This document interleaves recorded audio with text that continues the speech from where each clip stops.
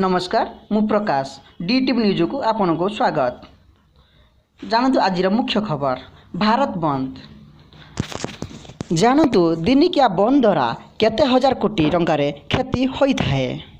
केंद्र सरकार सीमित विरोधी नीति गुड़िकरू विरोधीर केंद्रीय श्रमिक संघ मंगलवार 2 दिनिया देशव्यापी बंदर आह्वान करिसेंती।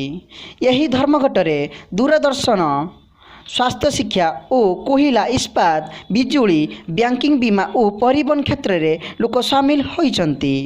हड़ताल आम देशर नीतिगुड़िक विरोध में असंतुष्ट जाहिर करिबार एक साधारण उपाय। 4 दिन पई कामधंदा ठप करिबार सरकार हैरान रे पकाई दिए। यही कारणरू देशर अर्थव्यवस्था को क्षति होता है। जानतु बंद हेबार गणित उ केमिति काम करे।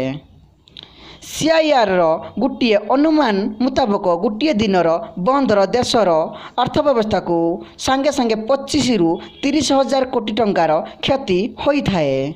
सेवागुड़ी को पुणी थरे आरंभ हेबा परे भी क्षति होता है और यार क्षतिपूरण केबे होई पारे नाही। सेवागुड़ी को पुणी थरे आरंभ करने को भी क्षति होता है।